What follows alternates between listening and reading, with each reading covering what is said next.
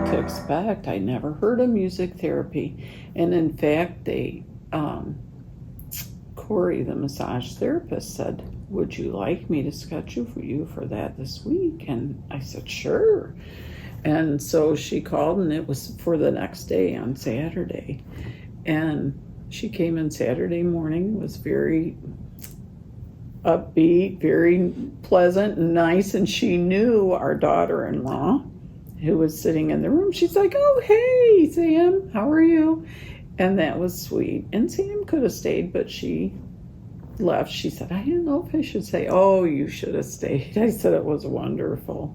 But Gary's cousin was there, who was like a brother to him. They grew up together, had spent everyone was at Gary's parents' house at the Greenfields. So that was the fun house for them growing up. So they were very close, and he stayed. It's very emotional for him too. And he said, I even saw Gary breathing to the beat of the music because he was not awake. We did not know that the next day he was going to pass. I mean, no one knows. But he'd been declining all week, and it was such a blessing that Gary came in. So Gary's cousin's there, and they used to drive their cars down the gravel roads, and what music were you listening to? And I know what Gary would say, and I said, Carl, can you help me pick? Because she said, what songs are meaningful to Gary and to you? She said, this is for you and for Gary. And I said, Faithfully by Journey, because Gary and I would dance to that song all the time. If it came on and we are sitting in the office or in the living room, we got up and slow danced to that song. And in fact, I think that's the last song that we did slow dance to, probably December. And Gary said, I can't do it because I can't move. He could stand with help. I said, just hold on to me. I won't let you fall. And we just gently moved. But this was one of the songs that we picked for K-Ray. It had a lot of meaning. It really did. And then Boston and Kansas, Carry On Wayward Son. I think she's just sang like the chorus of that. We all love that from our younger days. And Amazing Grace, My Chains Are Gone. And Gary and I both had chosen that to be played at our funeral. So I knew he would choose that song. And so I decided I wanted to record just a small bit of each one so that I could have it to treasure later. And little did I know that I would use that in the overnight hours. And I played those recordings for Gary in the hours before he passed. And I said, Gary, and I sang softly with her. And I swear God gave me the voice of an angel, because I'm like, where is that coming from? It sounded so sweet with K-Ray. And I played that, and I remembered her saying that they even recorded for patients to use at their bedside. And I said, oh, that'd be a good idea. And here I am thinking, thank God I recorded this, because really, you could see while she was singing to Gary, his face just relaxed. I relaxed. When she sang Faithfully, I recorded the beginning, and then I put my hand on his hand. Because we couldn't dance, but we could touch. And I gave him a light kiss at the end of the song, and I just cried. And it relieved so much stress. And it was such a blessing, such a blessing. And you could just see Gary relaxed. His face, his breathing.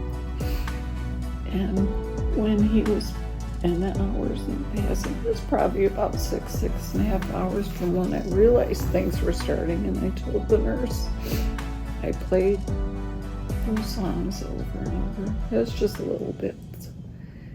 And he said, you're probably getting tired of me singing. But it was such a therapy for me and to him, and I know he loved them. And they had such meaning in our lives. So she doesn't just come in and sing anything. What means something to you? Different times in your life. Carl, his cousin, said it was just amazing to watch it. It was a blessing, a huge blessing. And I've used those. Gary's been gone almost 2 months. I've gone back at times where I felt like I needed that again. And I played them, and they still comfort me. I've gone back twice, like I don't do it all the time. Sometimes it could be upsetting, but you need that healing. And it was healing for me to go back.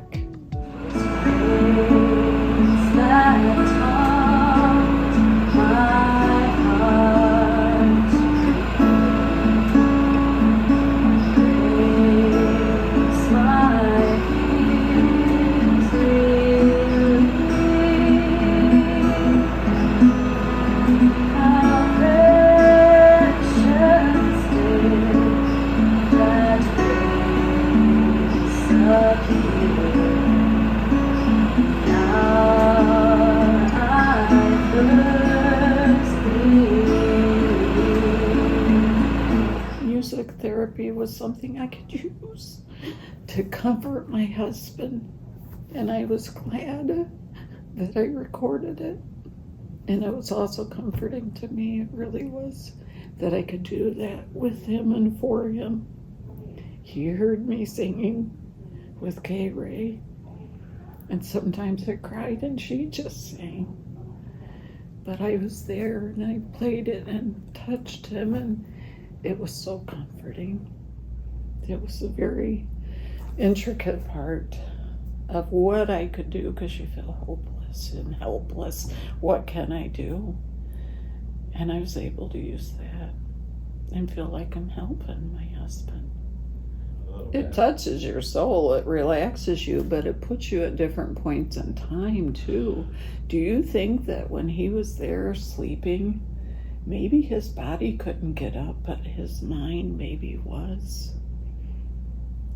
I touched his hand. You know, you always have to think, what can we do?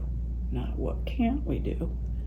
That could have took him to a different place where he was actually standing, dancing with me like we did at home, in his mind. Because God gives you those gifts that you can, and that's part of it. Music is. And Gary had good memories of driving down those gravel roads with his cousins and his friends and singing those classic songs from the 70s and 80s. In fact, he had lost his speech, and he had a Toby Dynabox, and on that he had a button he could push that says, "Hey Google, play classic rock from the 70s." We played it all the time. And he had, "Hey Google, play Mercy Me," because Mercy Me would bring up Christian songs that we loved, so that's what we listened to. And it wasn't just Mercy Me, it would just bring up that genre.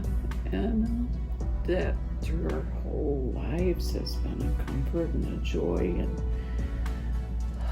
it's just a blessing to be able to go back and think about your younger days, or that sweet time that you danced with your wife and your husband, and how many times did we do it? And we did it at the beach in the hotel room, that same song, you know.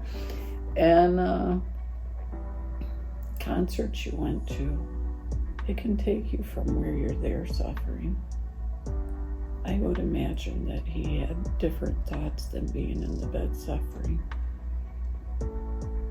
because it would take me to the memory of when I was up dancing, or I was in the car with my buddies, you know. And I'm glad Carl was there to share that, because Gary knew he was there. Gary knew he was there. Who doesn't love music? if it can reach a spot that something else can't reach, it gets inside of you. Those are memories, usually of better times, that will take you away from what you're feeling right now. It opens a door that other things can't open. It takes you away, and it can happen quickly with music. Between relaxing you, taking your mind off of what you're going through, no matter what it is. That's why people play music so often. But K-Ray can pick up the signals from your facial expression. Even when Gary couldn't verbally respond, he responded. She could see it. She's trained to see that. She'll adjust her volume and her tone and even the pace based on what she's seeing. And I watched it. It was awesome. I asked her to play at Gary's funeral because I wanted everyone else to have that same music therapy experience. People were there hurting because not just, well, Gary was wonderful, so it was easy to love him, easy to miss him. He made such an impact in so many people's lives. I knew his kids and I are hurting, but he had a lot of friends and a lot of people he knew he was close to. So I knew these are the songs he wanted to play. Let's just take Amazing Grace, My Chains Are Gone. I need the therapy again too. On one of the hardest days of my life. Yeah. And everyone there got the same gift. I asked her to play 2 songs Gary had chosen. And it was a blessing, and we wanted to give that to the people that were there to honor him and remember him. Give them some music therapy too. And it really was amazing. Oh, there was such a response. I could just feel it in the room, you know. And it's a favorite song for a lot of people, but that's why I asked her. I needed the therapy again, and we wanted to give that to the people at his service. Yeah. It went deeper because I was introduced to music therapy and knew what the impact was. Right at the last minute, and I'm so thankful that she came in that day. A day later, it wouldn't have made that difference. It made a huge difference, and it still does for me. It's something I never experienced before, and I think it's so much value to me. Personally, it's got to be just that one session. I'm carrying it with me for the rest of my life.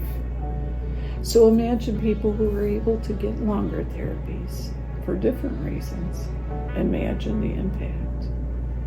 Because that one at the right time has made a world of difference for me.